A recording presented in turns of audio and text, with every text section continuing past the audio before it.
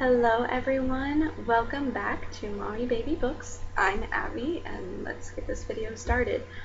It's time for another book review, and a book review I'm really excited about, and that is Lady Midnight by Cassandra Clare. This book guys, this book. Oh my gosh, had I not had something really good to pick up after it, because I finished the Lunar Chronicles after it, this would have put me in such a nasty slump because it was oh so amazing. Like, this probably comes a very close second to Clockwork Princess as far as my favorite of her books go. And it was gloriously huge and wonderful and so much fun to enjoy, including the bonus chapter in this. This is a 720 page book, which I think is pretty large for an opener of the trilogy, The Dark Artifices. And so I wanted to talk to you guys about that. I'll start with kind of the non-spoilery things, which is kind of hard to explain if you have not read her first two series. I would suggest clicking out of this video now, because otherwise you might get spoiled on these, because all of her series really seem to intertwine together, which is a lot of fun. So yeah, if you have not, bye-bye. Go read her series because they're amazing. Okay, so we get to follow Emma Carstairs, which we meet in City of Heavenly Fire, but it is 5 years later. So she is now 16 or 17 in this book, and is set in Los Angeles Institute, which was a lot of fun to see because it seems to be a lot smaller of an institute. And we get into a whole mess of craziness with these kids. So that's all I can really say, because I'm kind of bursting at the seams to finish talking about this book. So here comes the spoilers. So if you've not read it, go read it. I gave this a 5 out of 5 stars. It was so beautiful. And guys, this cover is so pretty and so shiny. Come on, we're all suckers for the shiny cover. So, okay, there's a lot I want to talk about. This is probably pretty rambly because I don't take notes while I'm reading, and I need to get my feelings out on this puppy. So the first thing I want to talk about was Kit. We opened the book with Kit, and I was like, what does he really have to do with our story other than working in this shadow black market thing?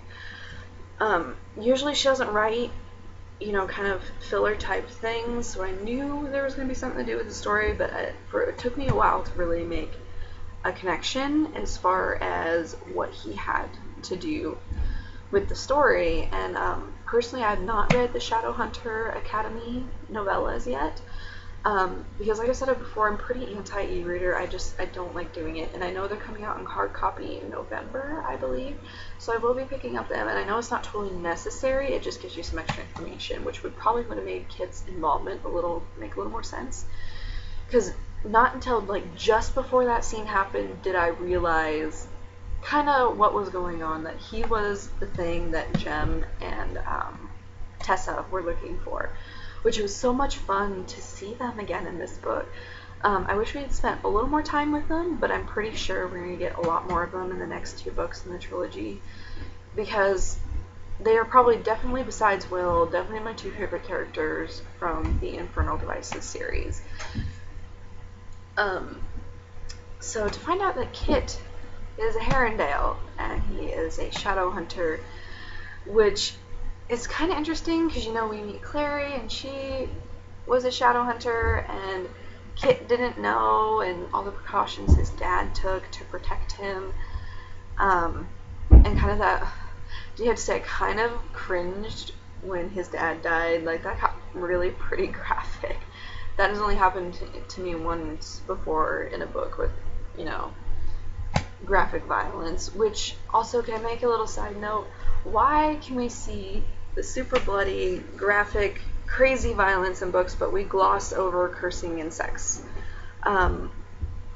We do get a sexy time in this book, which I enjoyed, but me personally, if you're going to do it all out. Don't gloss over it if you're going to, write these other crazy, nasty, bloody scenes. To me personally, bloody violence is worse than sex. So it doesn't really bother me. It could bother some people, and so I kind of understand. But glossing over the cursing and the sex, but going into detail with graphic violence, it just doesn't really make any sense to me. But that's me personally. If you don't care, you don't care. Everybody has different opinions when it comes to those types of things with books. But yeah, I'm curious to see how Kit and everything kind of evolves in our story as it continues. Now, Julian, oh, poor baby Julian in this book. I felt really bad for him because he, once Mark was taken by the Wild Hunt, he had to grow up really fast and take care of all of his siblings, and thankfully he had Emma to help, but he really kind of did it all on his own.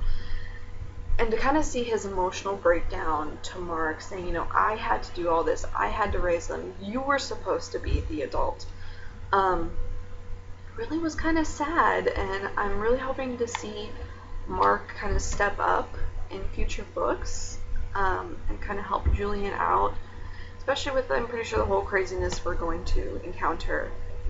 Then there's Miss Emma. I love Emma. She's so much fun.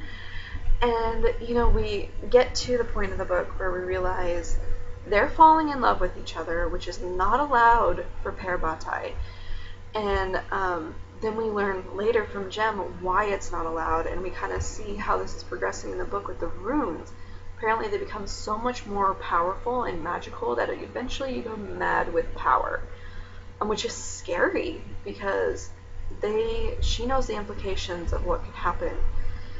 But then we had that scene where Christina was like, I wish you were my Parabati, and I'm like, foreshadowing?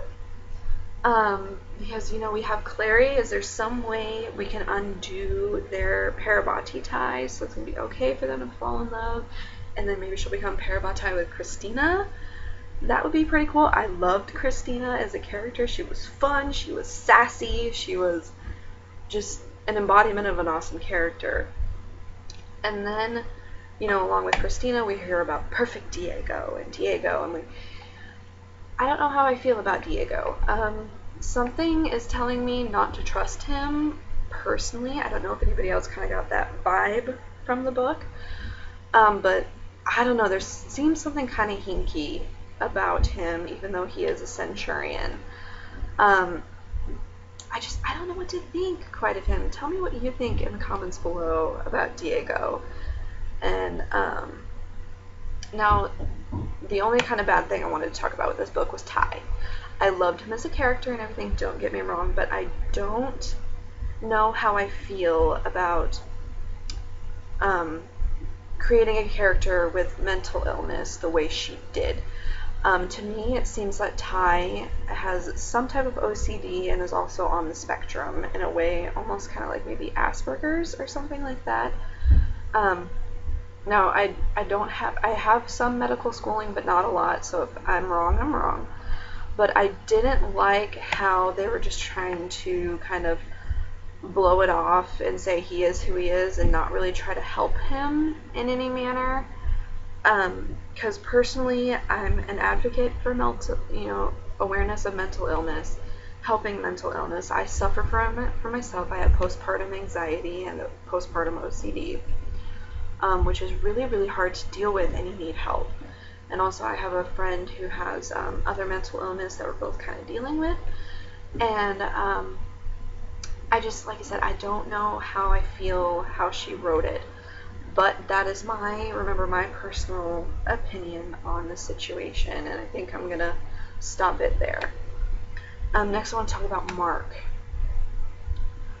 In the beginning, I really was hurting for Mark because, he didn't know if any of this was real, if the hunt was just torturing him again.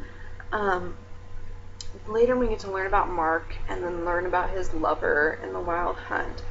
I really got to love it because I do love how Cassandra Clare is not afraid to break stereotypes. Characters of different races, ages, sexual orientations. I think it's fabulous because I'm also a huge supporter for tolerance. And so that was kind of fun to see. I don't know like what's gonna happen between them, because the ending of the book where she says, you know, Emma goes to Mark and says, I gotta get Julian to fall out of love with me, and she's like, you gotta pretend that you're in love with me and be my boyfriend. He shuts the door behind him and says, what do you mean pretend? So I don't know what's gonna happen. That's a little bit scary, but I guess we'll kind of see how this whole situation progresses. And then Malcolm. To find out that Malcolm was the necromancer was kind of heartbreaking. This book just kind of broke my heart altogether. I really loved his character. He was so much fun. I don't think I've loved a character the way I love Malcolm since Magnus.